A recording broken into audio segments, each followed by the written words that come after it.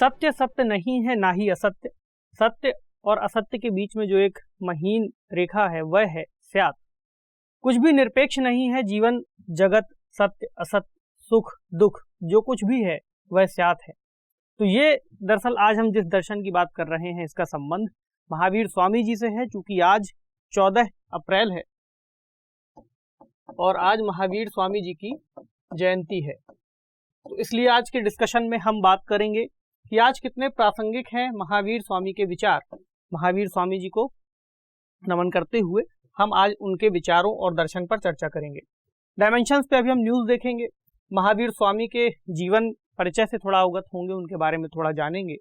जैन धर्म चूंकि इसका संबंध महावीर स्वामी से है, इसको भी समझेंगे, उनकी क्या शिक्षाएं हैं, उन शिक्षाओं की क्या प्रासंगिकता है, क्या निष्कर्ष हम निकाल सकते हैं आज के समय में, और मेंस के स्तर पर एक प्रश्न लिखने का अभ्यास करेंगे, प्रीलिम्स का भी प्रश्न देखेंगे।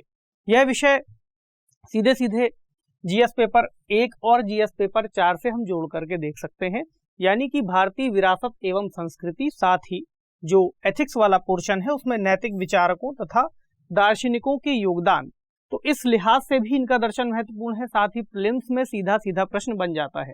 तो महावीर स्वामी जी की जयंती है 2022 की, ठीक, और इसके बारे में जानना इसलिए भी जरूरी है चूंकि भारत की साझी विरासत से संबंधित एक बड़े त्योहार के अंतर्गत हम शामिल कर सकते हैं। और प्रधानमंत्री जी ने भी यहाँ पर कुछ ग्रीटिंग्स शेयर किए थे ट्विटर पर और इनको महावीर स्वामी जी को याद किया था। तो हम आज के सेशन की शुरुआत करते हैं उनके जीवन परिचय से, ठीक। तो महावीर स्वामी जी का जन्म आज से 599 ईसा पूर्व चैत्र मास के शुक्ल पक्ष के 13वें दिन माना जाता है। और ऐसा कहा जाता है कि बचपन में इनका नाम वर्धमान था। वर्धमान का अर्थ होता है जो बढ़ता रहे।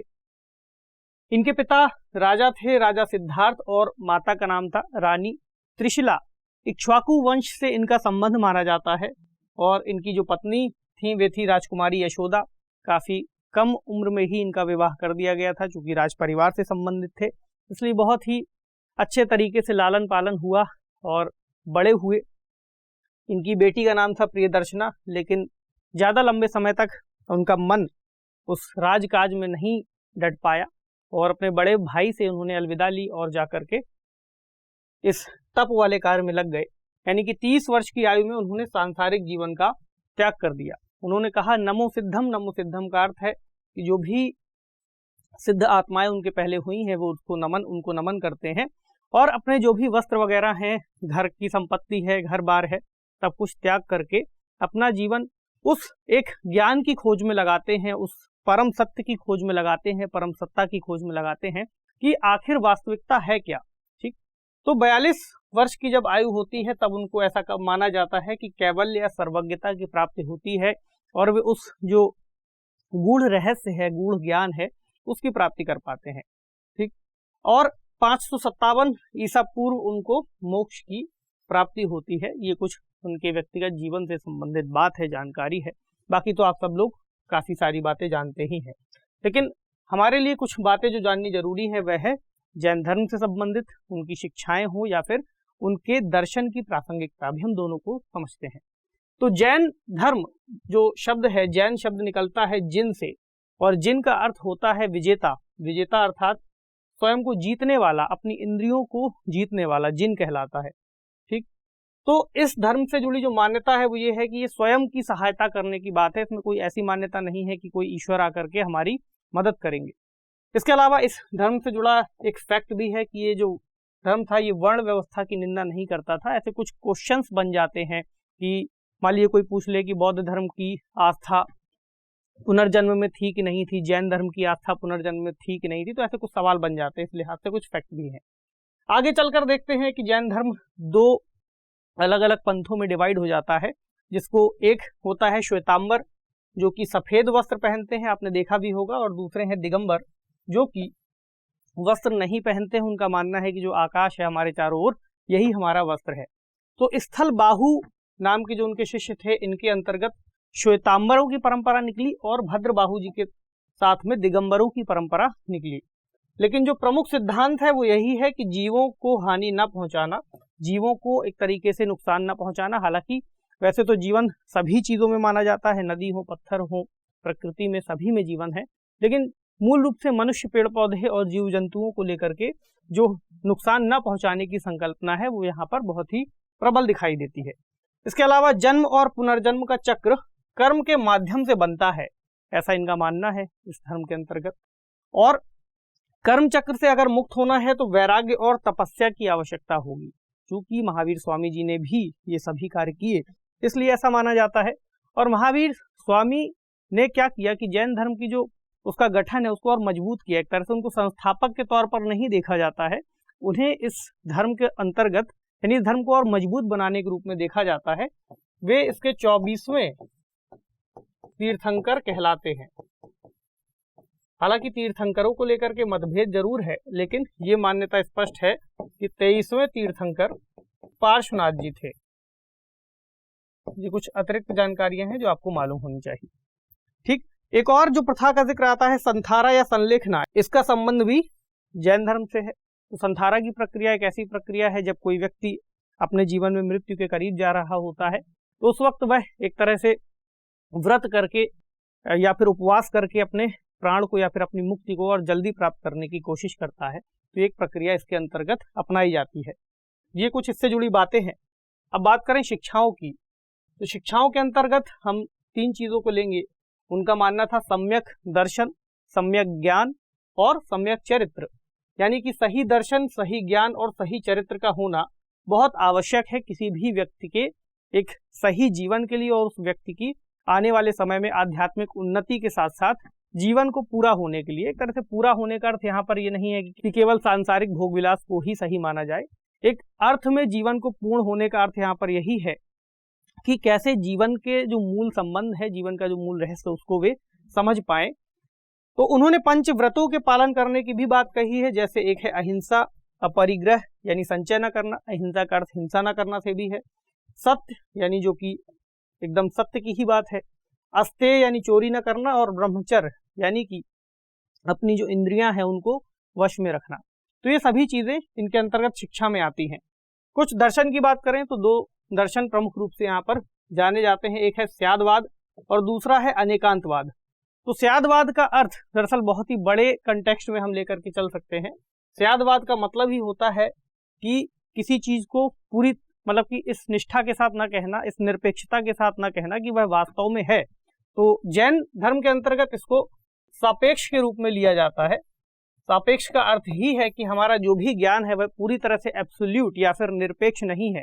हम जो कुछ भी जानते हैं उसकी एक सीमा है और उस सीमा के बाद हो सकता है कि वो जो हमारा ज्ञान है वह गलत साबित हो जाए। तो कोई व्यक्ति अगर ऐसी बात करे कि मैं जो भी कह रहा हूँ वो एकदम सही ही है, तो अपने आप में मूर्खता का स्तर इस संबंध में कहा जा सकता है, क्योंकि कोई भी ज्ञान, कोई भी बात अपने आप में पूर्ण नहीं हो सकती। यहाँ तक कि निरपेक्षता भी अपने आप में पूर्ण नहीं हो सकती, ऐसा भी उन्होंने कहा है। तो सापेक्ष का अर्थ यही है कि स्यादवाद का अर्थ है कि शायद है, या फिर इसके लिए कुछ शब्दों का इस्तेमाल हम करें अगर, तो हम कह सकते हैं कि शायद है, संभव है, ऐसे शब्दों का इस्तेमाल हमें करना चाहिए। अभी जब हम आगे इसकी प्रासंगिकता में जाएंगे तब हम इसको और विस्तार से भी बात करेंगे। अनेकांतवाद का अगर अर्थ यहीं पर थोड़ा समझ लें तो अनेकांतवाद का मतलब होता है कि ब्रह्मांड में जो भी चीजें मौजूद हैं उनका आपस में एक दूसरे से कहीं ना कहीं जुड़ाव है, यानी वे अपने आप में पूरी तरह से अलग अलग नहीं है। यानी अगर आपको किसी एक वस्तु के बारे में पूरी तरह से जानकारी समझनी हो, उस वस्तु को पूरी तरह से जानना हो, तो आपको उसके संदर्भ में कुछ जो अन्य वस्तुएं हैं उनके बारे में भी जानकारी होनी आवश्यक है, तभी आप उससे एक मूल वस्तु को जान पाएंगे। तो इस संदर्भ में चूंकि सभी चीजें एक दूसरे से जुड़ी हुई हैं, इसलिए अगर आप किसी एक वस्तु को पूरी तरह से जान पाते हैं तो ऐसा माना जाता है कि आप पूरे ब्रह्मांड का ज्ञान समझ पाएंगे। तो ये इसका अर्थ है, और इसको भी अभी हम इस प्रासंगिकता वाले कंटेक्स्ट में दोनों को ही जोड़ करके देखेंगे। तो अब बात करते हैं प्रासंगिकता की। स्यादवाद वाले अगर हम सिद्धांत से शुरू करें तो आज के समय में हम जैसे देखते हैं कि इतनी ज्यादा पूरे विश्व में लड़ाई झगड़े या फिर संघर्ष की स्थितियां चलती रहती हैं, सांप्रदायिकता की स्थितियां, आतंकवाद, नस्लवाद, जातिवाद, ये सभी चीजें मौजूद हैं। तो स्यादवाद का सिद्धांत हमारे लिए कैसे उपयोगी हो सकता है? अगर हमें इस बात का ज्ञान हो जाए कि हम जो कुछ भी जानते हैं वो अपने आप में एब्सोल्यूट नहीं है, वह सापेक्ष ज्ञान है, तो हमारे अंदर ये झुकाव आ सकता है या फिर ये स्वीकार्यता आ सकती है कि हम किसी दूसरे विचार को भी अपनाने के लिए एक बार आगे बढ़ें, एक बार प्रेरित हों। यदि ऐसा हो जाता है तो जो देशों के बीच में अपनी स्थिति को ही हमेशा सही मानने की होड़ सी लगी रहती है, या फिर देश हो, संप्रदाय हो, कोई भी ऐसा अतिरेक वाला मामला हो जहां पर उसको, किसी व्यक्ति को, किसी समूह को केवल अपने ही विचार सही लगे और वह विरोधी विचारों का इस हद तक विरोध कर रहा हो कि वो किसी की हत्या करने से भी ना चूके। यहाँ पर हम ISIS जैसे संगठनों की भी बात कर सकते हैं। तो ये विचार इस लिहाज से भी प्रासंगिक हैं कि अगर इन दर्शन को सभी लोग समझ लें तो ये दर्शन आने वाले समय में विश्व के अंतर्गत जो बुराइयां मौजूद हैं उनको दूर कर सकता है। एक उदाहरण चलता है यहाँ पर जैन धर्म के अंतर्गत 6 अंधों का उदाहरण। अगर हम उस उदाहरण की बात करें तो एक ऐसे समझिए कि मान लीजिए कुछ अंधों का समूह है, वो जा रहा है, उनके सामने एक हाथी आ गया। अब उनको ये नहीं पता कि वो क्या चीज है, तो वो अपने अपने स्तर पर उसको पहचानने के लिए कि वह क्या है उसको छूते हैं। मान ली एक अंधा है, उसके हाथ में हाथी का बड़ा सा पैर आया, तो वह कहेगा कि यह एक खंबा है। दूसरे के हाथ में उसकी सूंड आ गई तो वह कहेगा कि यह एक मोटा अजगर है। तीसरे के हाथ में मान लीजिए उसकी पूंछ आ गई तो वह कहेगा कि यह एक मोटी रस्सी है। किसी के हाथ में उसका कान आ गया तो उसको लगेगा कि यह एक बड़ा पंखा है। किसी के हाथ में उसका पेट आ गया तो वो कहेगा एक मोटी दीवार है। यहाँ पर मेनली बात यही है समझने की कि जो व्यक्ति जिस जगह पर खड़ा होता है वह अपनी परिस्थिति के अनुसार ही सत्य को देखता है।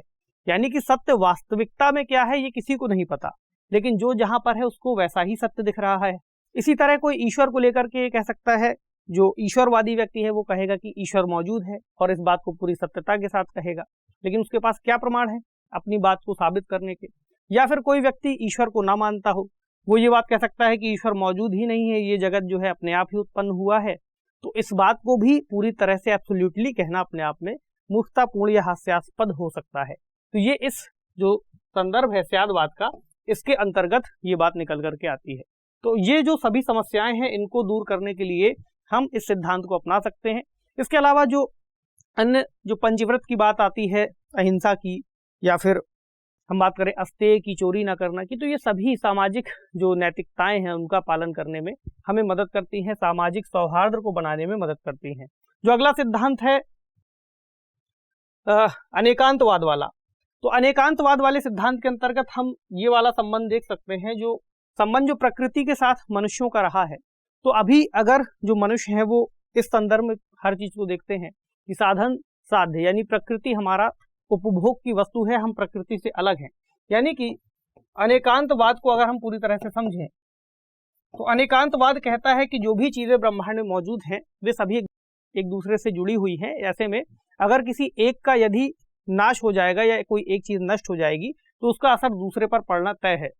इस लिहाज से भी अगर देखें तो अगर मानव प्रकृति संबंध को की बात करें तो अगर मानव इस बात को समझ जाता है कि वे प्रकृति का ही एक अंग है, प्रकृति का ही एक हिस्सा है, सभी जीव जंतु भी उसी की तरह आत्मा रखते हैं या जीवन रखते हैं, तो इससे जो इस वक्त जलवायु परिवर्तन या फिर अन्य तरह की समस्याएं, चुनौतियां हमारे सामने मौजूद है, संसाधनों को पाने की होड़ मौजूद है, उस पर कुछ लगाम लगाई जा सकती है। तो इस संदर्भ में भी ये दर्शन बहुत काम का है, अनेकांतवाद। और एक समानता की बात आती है, समानता के नजरिए से भी, वैश्विक स्तर पर भाईचारे को बढ़ावा देने के नजरिए से भी ये सिद्धांत अपने आप में बहुत ज्यादा उपयोगी हो सकते हैं।